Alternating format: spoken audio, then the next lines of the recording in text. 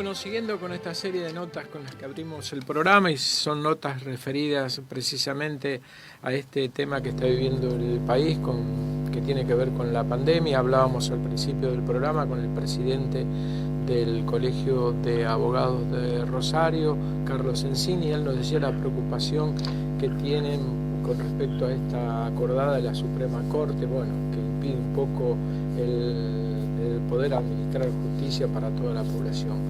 Otro tema realmente importante en este tema y de destacar es la cuestión económica, la de los trabajadores. Para ver este tema, como lo decimos siempre, para hablar con gente que estudia este fenómeno, que lo conoce perfectamente, vamos a hablar con el profesor, con Sergio Arelovich. Él es profesor y economista. Buen día, Sergio.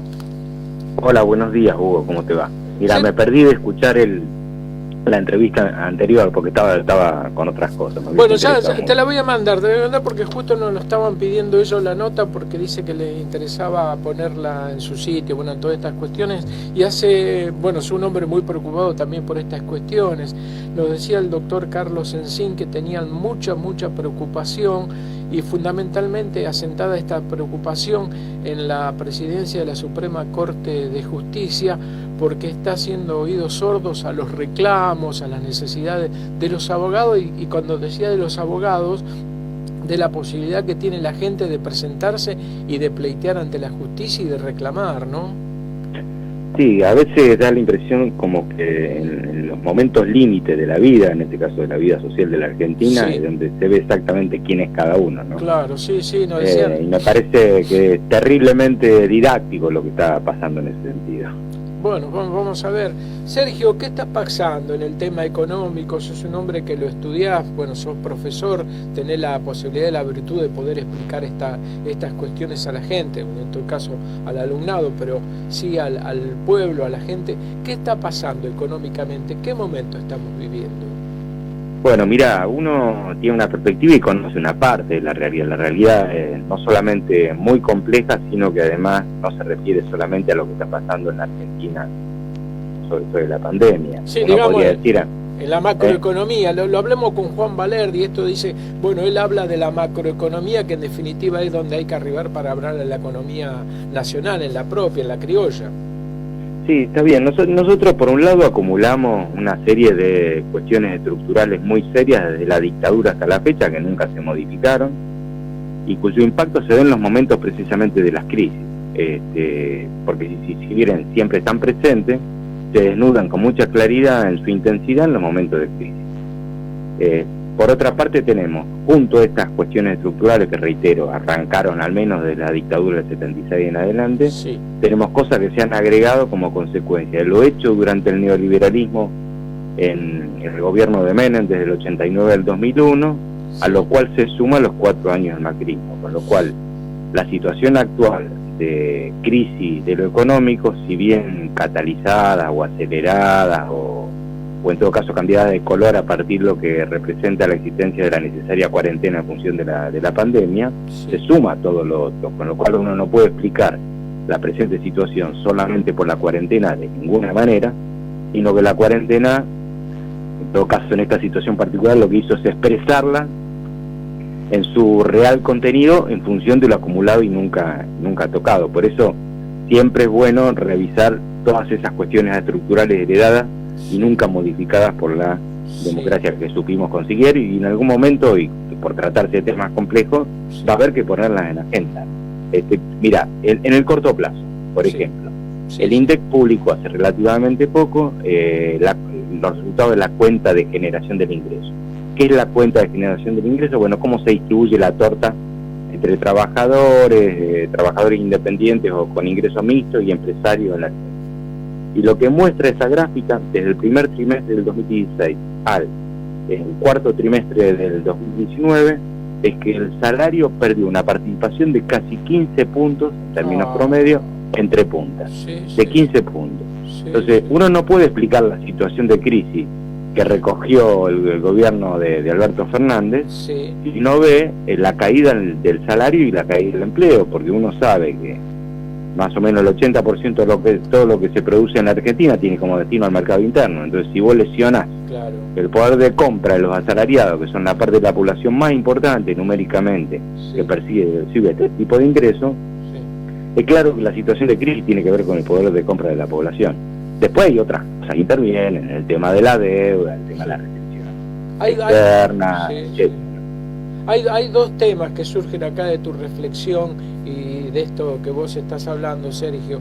Uno es el destino de la pequeña y mediana empresa, que es la que da la mano de obra y la que, bueno, trabaja y vive por el consumo de ese pueblo.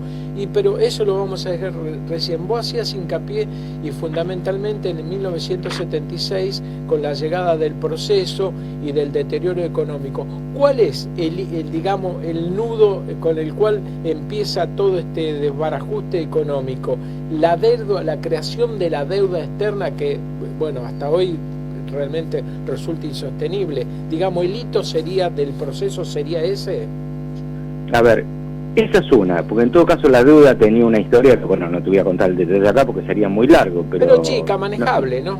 Sí, no hay una única razón que explica el crecimiento de la deuda. Por un lado tenemos la estafa de la dictadura que nunca fue resuelta y fue homologada por la democracia desde 1983. Totalmente, porque...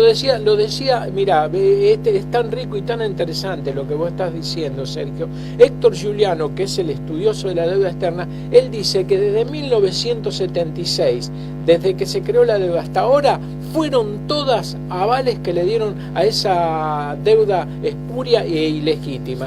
Él dice que hubo un solo hito que realmente marcó algo diferente, que fue cuando Rodríguez Sá dice: se suspende el pago de la deuda externa, se manda al Congreso y vamos a ver qué debemos, porque se estaba pagando y se está pagando algo que realmente no se sabe y si es legítimo o ilegítimo, ¿no?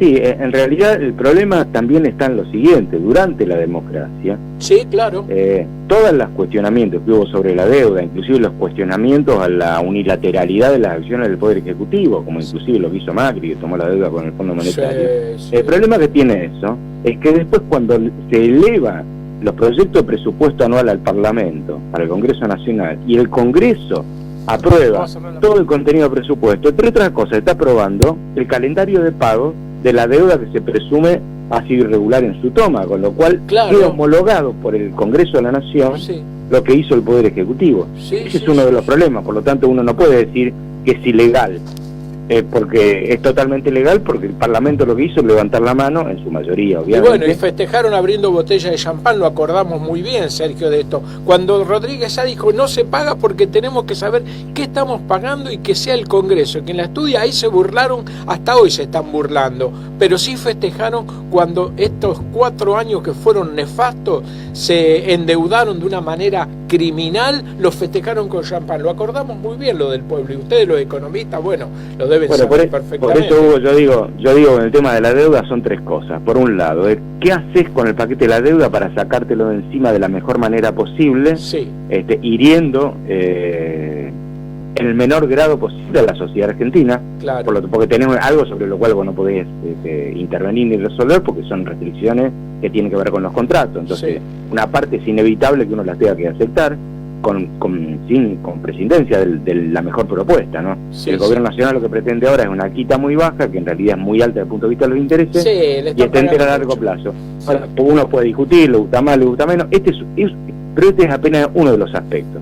El segundo aspecto, que yo creo que es importante, es el tema de la determinación de las responsabilidades personales e institucionales que llevaron a esta situación, junto con la reparación, porque también es importante decir que de los 66.000 millones de dólares que forman parte de la propuesta de canje del gobierno argentino, que es apenas una parte de la deuda total del Estado Nacional, de los 66.000 millones de dólares, un porcentual elevadísimo, superior al 70%, tiene como acreedores de última instancia a residentes de la Argentina. Entonces, este no es un tema cualquiera. Es una deuda que vos tenés con el extranjero en lo aparente, en títulos de moneda extranjera y sujeto a legislación extranjera, pero una deuda que tiene por acreedores de última instancia mayoritariamente esas o personas humanas residentes en la Argentina, con lo cual es un negocio que ha sido aprovechado precisamente por las personas que han evadido impuestos, por las 950 personas que integran la lista que recibió la FIB en 2017 de la ODE y no hizo nada, por las 4.000 cuentas descubiertas por la maniobra del HSBC, que curiosamente es una de las entidades que va a manejar o administrar la colocación de esta deuda que ahora se ofrece. Entonces, esta es la segunda cuestión. Y la tercera cuestión es, ¿qué haces de ahora en adelante? ¿Cómo haces para evitar que no vuelva a ocurrir? Y ahí yo lo que creo que hay que trabajar institucionalmente en lo que yo llamo la creación de un código de fondo. No puede ser que volvamos a repetir esto, porque lo que se necesita es un marco legal y normativo que restrinja la posibilidad de que esto vuelva a ocurrir. Se toma con naturalidad que un gobierno pueda emitir títulos y que circulen libremente en los mercados financieros internacionales. Error. Yo no estoy de acuerdo con esto. Esto tiene que estar limitado a 1% de la deuda, y esta deuda con respecto al producto, pero se refiere no solamente a la deuda del Estado Nacional, sino además a la deuda de los Estados subnacionales, pero también a las deudas privadas, porque las deudas privadas hay parte de la joda. Vos tenés deudas que declaran las empresas extranjeras radicadas en la Argentina, cuyos acreedores son otros eslabones de la misma cadena, y en realidad es un dibujo para girar utilidades bajo otro nombre. Entonces, sobre esto no hay norma, por eso digo que son 3 cuestiones, te reitero. ¿Qué hacemos con el stock de deuda? ¿Qué pasa con el tema de la responsabilidad y la reparación? ¿Y qué es lo que hacemos de ahora en adelante para que nunca más sea efectivo? Sí, esta manía que tiene Argentina de exportar capitales, ¿no? Hace unos días hablábamos con Juan Valerdi y con el coronel Pisolito, y coincidían, y eso ninguno de los dos, bueno, uno es estudioso en la macroeconomía, el coronel Pisolito en la geopolítica, y los dos coincidían más o menos así. Después intercambiaron alguna serie de opiniones entre ellos, que no había que tenerle tanto miedo al default, Incluso Juan Valerdi dijo, le estamos ofreciendo demasiado en este arreglo que se busca, que estábamos ofreciendo demasiado. Te venía escuchando a vos con respecto a esto. ¿Lo tenés claro si esto que se ofreció es demasiado, si hay que tenerle miedo al default? Bueno, mira, al default no hay que tenerle miedo. En todo caso hay que saber de qué se trata y qué cosas tenés que hacer para poder atacarlo, porque hay problemas que sin default ya los tenemos. Claro. Serían más o menos parecidos. Lo que decían ellos. Esa es una cuestión. La segunda cuestión, si es demasiado lo que se ofreció, bueno, me parece que hay un antes y un después de la aparición de la pandemia, ¿no? Bueno, pero se ofreció en plena pandemia, digamos, cuando no se sabe por dónde va a ir el mundo. Sí, pero se había construido antes. Yo diría, bueno, si uno la mira desde el punto de vista de porque la construcción de la oferta viene de hace bastante tiempo, te diría que viene pensada desde antes de la asunción de diciembre. Entonces, hasta donde yo conozco, esta era la idea. Entonces, cuando yo leí los primeros borradores, digo, no, es demasiado lo que se ofrece. Yo coincido con eso. Mirá vos. Es demasiado lo que se ofrece. Ahora está mucho más serio, porque ahora todo el mundo está en mora, con lo cual es mucho más que demasiado lo que ahora se ofrece. Ahora, si se consiguiese lo que estaba ofreciendo el gobierno nacional, no me parece mal, por lo que te reitero. A ver. Por el segundo punto, porque la reparación, el derecho de reparación, no hay que abandonarlo, por el contrario, es un derecho que hay que ejercerlo. Si vos detectás que la mayoría de esa deuda tiene por tenedores a residentes en la Argentina, que a su vez son los evasores, podés tirar atrás los beneficios que obtuvieron en el blanqueo como consecuencia que no declararon todo lo que tenían. ¿Y el andamiaje jurídico con lo que se puede hacer eso, lo tenés estudiado, más o menos está visto? Me parece que es un camino a construir. Hay cosas que te la permite la propia legislación argentina, porque el propio derecho penal, digamos, y la penal tributaria, me parece que está a la orden del día y está a mano como para poder ser aplicada. Y después otros marcos los tenés que adecuar, porque no tienen que ver con lo legislativo, sino que tienen que ver con la propia práctica jurisprudencial. Entonces, me parece que ese es un tema que uno no puede abandonar. No siempre esto tiene que terminar una refinanciación y extensión a largo plazo y archivar todo el proceso de investigación. Yo siempre me acuerdo que Alfonsín archivó la investigación. ¿Te acuerdas cuando Alfonsín creó 2 comisiones de investigación? Una, la CONADEP, que es la más conocida. La otra no de la desaparición de personas, sino de la desaparición de la guita, que se hizo en el Banco Central. Los informes, que yo los tengo todos, que la verdad que son tremendos. Cuando se lo llevaron a Alfonsín, bueno, Alfonsín dudó, tuvo presiones, los mercados, etcétera, etcétera, y hay alguien, un funcionario, que le recomendó el archivo de todo eso, que se llama Melconian.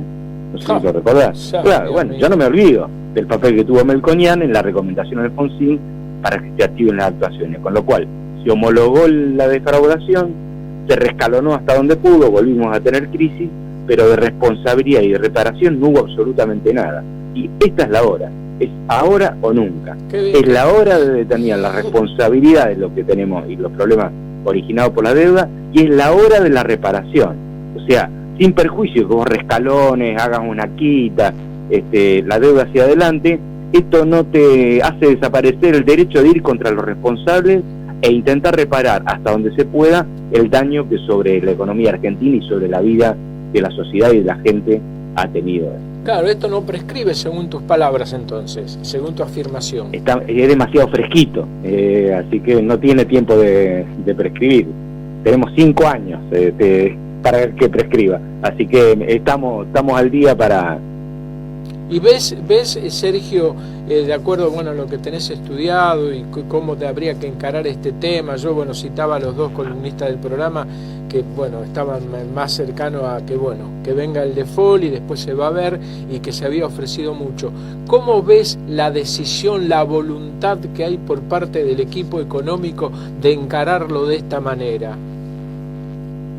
Bueno, mira, yo no creo que haya una mirada única en este sentido. Me parece que hay miradas diferentes por un lado, sí, y en el segundo lo que hay es como prelaciones. Y yo sé que Guzmán está dedicado al tema de la deuda, y otra cosa, no es que no mire otra cosa, pero Guzmán quiere resolver el problema de la deuda, entonces sí, no le da bola, en el mejor de los sentidos, lo digo con mucho respeto. Sí. No lo tiene en primera línea de fuego al resto de las cosas que a mí me parece que son importantes, porque primero lo que tenés que hacer es sacarte de encima los vencimientos, porque son impracticables. Donde sí veo en todo caso una amplitud de abordaje respecto de la cuestión de lo económico es el ministerio que encabeza Culfas.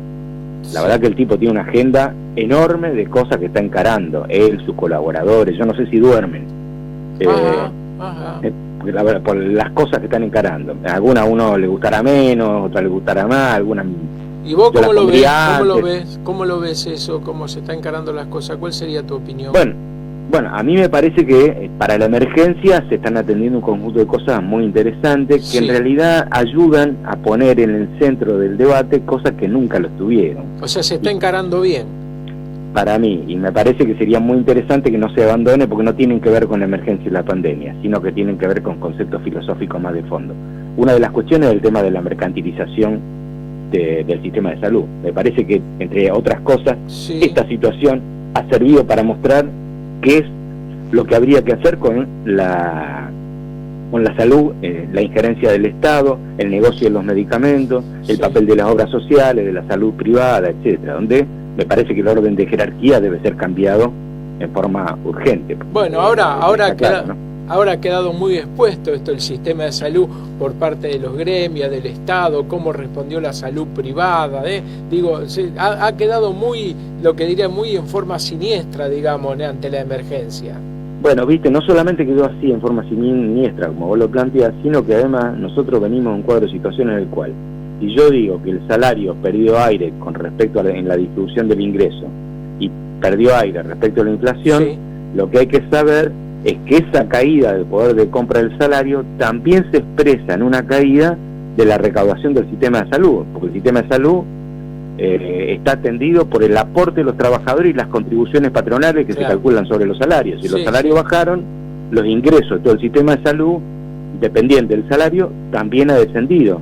Y en el marco hemos visto, cuando se publicó el informe anual de 2019 sobre la marcha de los precios al consumidor, que si los precios al consumidor crecieron algo más del 40%, lo que aumentó el doble de eso en todas las mediciones fueron todos los insumos de salud, incluyendo los medicamentos. Entonces la pregunta es, no solamente tuviste un deterioro en el poder de compra del salario que influye sobre la recaudación de todo el sistema de salud, sino que además los precios, esto con respecto a los precios al consumidor, sino que además los precios al consumidor fueron la mitad, o crecieron a la mitad de lo que crecieron el precio de las cosas vinculadas con los insumos de salud, fundamentalmente medicamentos, prótesis, etcétera. Entonces, bueno, ¿qué haces con eso? Me parece que, digamos, hoy no se puede hacer nada en la emergencia salvo lo que se está haciendo, pero cuando termine la cuarentena hay que poner todo sobre la mesa, reevaluarlo, y me parece que en la agenda, o en el punto número 1 de la agenda, tiene que figurar la discusión sobre el sistema de salud. Mira, recuerdo mientras vos estás haciendo esta reflexión, viste que uno motiva mucho lo que decís también a reflexionar sobre lo que va escuchando. Hace muchos años, Surruil, que para mí tuvo una frase nefasta porque tiene que ver con la felicidad del pueblo, con el bienestar del pueblo, dice: con consumo interno no se crece. Digo, hablábamos con Marcelo Fernández, que es el presidente de Segera, y la pequeña y mediana empresa que tanto hizo por el trabajo, pero que también tiene que ver con el consumo de ese pueblo, ¿no? Bueno, mirá, ahora lo que vamos a ver es lo siguiente. Nosotros ya sabemos que hay una retracción muy importante en el comercio internacional, por toda esta situación. Pero esta situación en realidad agrega a una situación preexistente que da cuenta de una caída de la dinámica del comercio internacional, con lo cual está claro que vos no podés apostar, ningún país puede apostar, menos la Argentina, a crecer de la mano de la expansión del comercio internacional. La expansión o la presencia, una buena presencia del comercio internacional te tiene que garantizar el ingreso de divisa para que los use para las cosas que necesita comprarle al mundo, y nada más que eso. Y la Argentina, de cada 100 pesos que produce, como un país semi-industrializado, de cada 100 pesos que produce, 78 los dedica al comercio, al mercado interior, con lo cual, si vos lesionás el poder de compra del mercado interior, matá a la gallina a los huevos de oro. La Argentina no puede vivir de una buena cosecha de 2 o de 3, de la soja o de la extracción minera. Tiene que vive de la vida del mercado interior, como viven todos los países relativamente industrializados, mucho más los más industrializados y los más desarrollados. Todos viven de su mercado interior y no del mercado exterior. En todo caso, lo que habría que poner en la escena es, bueno, y cuáles son las razones por las cuales ha crecido el mercado externo desde, por ejemplo, del 2001 en adelante. Bueno, en el 2001 entró China en la Organización Mundial del Comercio y se produjo un pico de la expansión del comercio exterior. En el 2008 sufrimos la piña de la crisis subprime de las hipotecas en Estados Unidos y se cayó. En el 2014, entre el 2012 y el 2014 volvimos a verlo en escala internacional, ¿no? en la Argentina. Y en el 2019 vimos una nueva caída. ¿Cómo será el 2020? Mucho peor todavía. Con lo cual, la dinámica, el funcionamiento sistémico a nivel planetario y adentro de cada país no está asociada a lo que pase con el comercio exterior, sino que está asociada a lo que pase con su comercio interior, por lo tanto lo que pase con el poder de compra de su propia población.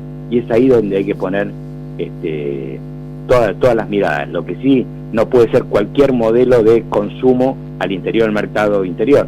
Si vos tenés un modelo de consumo basado en una necesidad prácticamente ilimitada de importaciones, y estamos al horno. Lo que hay que revisar es qué tipo de desarrollo uno se plantea para que, por un lado, puedas atender las necesidades del mercado interior, pero por otra parte la dependencia del mercado exterior se restrinja, y esto es lo que pone en evidencia que lo que hay que discutir es algo que el capitalismo siempre se ha encargado de mezclar y de confundir como si fuera lo mismo, que es la necesidad con el satisfactor. Vamos a plantearlo en castellano. Una cosa que vos tengas sed, la necesidad. ¿Y cómo resuelves la sed? Bueno, puede ser con un vaso de agua, puede ser con una gaseosa, puede ser con una cerveza, puede ser con cualquier otra cosa. El capitalismo ha logrado que confundamos la necesidad con el satisfactor. Una necesidad puede ser satisfecha con más de un satisfactor posible. Y lo que ha construido el sistema mundo en el cual vivimos es un conjunto de satisfactores que ponen en tensión el límite del ingreso. Vos podés comprarte una zapatilla de marca, una zapatilla sin marca, y la necesidad está cubierta, pero al ser el satisfactor distinto y el precio mercado impuesto diferente, está claro que alterás toda la situación, depende de las importaciones, quedás preso de la mercantilización de las compañías que más poder monopólico tienen sobre el mercado, etcétera. Obviamente es un tema de fondo que no se logra de la noche a la mañana, pero el cambio en los patrones de consumo también requiere una mirada sobre este punto, por lo menos esa es mi opinión. Es cierto, Sergio, mira, quizás el mejor ámbito sería una conferencia tuya con gente preguntando, ¿no? Pero con respecto a esto de las necesidades, de todas estas cuestiones, y esto para cerrarlo, y hasta donde uno también lo ve si se pone a ver detenidamente, caminando por calle Córdoba, incluso ahora que está en negocio, por ahí una vidriera que está abierta, tiene vidrio blindado, bueno, hay un par de zapatillas que cuesta 8.000 pesos, digo, ¿cómo han creado en la gente esta necesidad, no? Y porque además, si vos, aunque no te alcance la plata, hiciste un esfuerzo para comprarte ese artículo por ese precio, lo que estás haciendo es un desplazamiento del uso de la guita. Sí, claro. Entonces, claro. No estás, por ejemplo, reconociendo la producción local de alimentos y lo que estás haciendo es un ahorro para exportar. Para ser transferido a una compañía multinacional. Claro, para exportar capital, ¿no? Sergio, te digo más, por última, con respecto a esto. Sí. Me parece que esta situación también permite poner en el centro de la escena la discusión de la duración de la jornada de trabajo. Ah, sí, bueno, eso es cierto por la falta, pero ahí debo reconocer, y bueno, uno tiene que escuchar todo, ¿no? Al único que lo escuché, y hace muchísimos años decir, habría que pensar en reducir la jornada de trabajo para que todos tengan trabajo por la automatización y todo esto, fue cuando inauguraban una planta de Sancor ahí en Buenos Aires, bueno, a los alrededores de Buenos Aires, creo que sobre la autopista, una gran fábrica. Pregunta, ahora voy a decir quién es, pero ¿cuánta gente trabaja? Esperando que fuera, dice, no, era un grupo de 15 personas, y lo había dicho Menem esto, realmente lo escuché, no sé por qué lo dijo, la intencionalidad, pero dijo, cuando le dicen que trabajaba tan poca gente y él pensaba que en semejante planta, bueno, el tema de la automatización lo llevó a que trabajara poca gente, entonces dije que la salida, incluso hace un tiempo se volvió a hablar de reducir la jornada de trabajo para que todos tengan trabajo, ¿no? Mira, Hugo, hay que ver las experiencias europeas y la de Japón en particular, qué es lo que han hecho, y la verdad que son exitosas todas. Se habla poco de eso. Sí. O sea, estamos hablando de la disminución de la jornada de trabajo, claro, y el mantenimiento del sueldo. Sí, eso va de suyo, Sí, seguro. Digo, donde trabaja un solo turno o 2 turnos, bueno, que aparezcan 3 turnos, más trabajo para la gente, ya que la plata está, que las riquezas se generan, que la zapatilla cuesta 8.000 pesos, por lo menos que vaya en beneficio de los trabajadores, ¿no? Es más, en las experiencias conocidas, digo, hay que mirar mucho el caso europeo y el caso japonés. En el caso de la disminución de la jornada de trabajo, lo que se verificó es un incremento de la productividad. Una cosa es laburar 8 horas y otra cosa es 6 horas. O inclusive en lugar de laburar 6 días a la semana, laburar 4 días a la semana. Sergio, ¿tenés preparado un trabajo sobre esto que acabas de decir, en la reducción de jornada de trabajo Japón, Europa? Integro un equipo de discusión sobre esto que se armó hace 20 días más o menos sobre ese tema. Qué lindo, no te puedo adelantar nada, pero qué interesante. La verdad que es muy interesante. Sí, qué interesante hacer un programa, en un debate, grabarlo mientras hablan de ustedes, el debate de todo esto sería muy, muy interesante, y me gustaría, bueno, pues saber que ante la necesidad de pedir la virtud de negar, ¿no? Pero claro, de poder hacerlo, Bueno, por ahora no pasa de un estado preliminar, pero te digo que material hay mucho, antecedentes muy interesantes, algunos buenos, otros malos. No es que hay que copiar modelos, sino crear el modelo propio. No tenés una respuesta única para cada tipo de sectores de actividad, hay que considerar, para cada rama hay particularidades que hay que tomar, claro, pero me parece que es posible pensar en una alternativa de esta naturaleza. Qué interesante. Sergio, un gustazo enorme siempre hablar con vos, Un gusto igualmente, Hugo. Bueno, aquí y allá. Bueno, muchas gracias. Un abrazo grande y saluda a tu familia. Gracias, Hugo. Bueno, un abrazo. Bueno, así hablamos con Sergio Arelovi, profesor y economista, que bueno, nos ha hecho este relato de la situación económica, su parecer, y bueno, esto último que tiene que ver con el mundo del trabajo, que es realmente auspicioso y tomado por grupos de trabajo, de estudio y de investigación como los que forma Sergio Arelovich.